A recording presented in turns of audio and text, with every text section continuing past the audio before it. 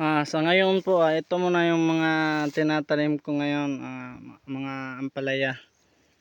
Ampalaya, okra, talong, sitaw, upo, tsaka patola. Ang pinakamarami ko pong tanim ngayon ay yung okra. Nasa mga 150 per harvest.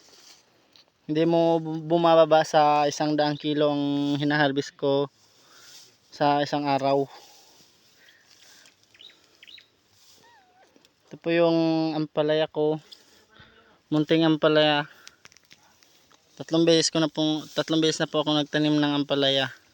Umaharbis ako dati ng 700 kilos, 800 kilos. Ngayon kunti lang ang tinanim ko.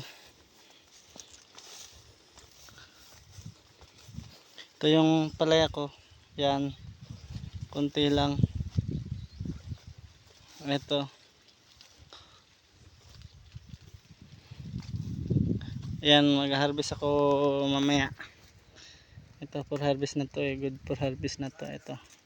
Yan to, maganda na to. Good quality na yan, ano, mayroon pa isa. Ayan.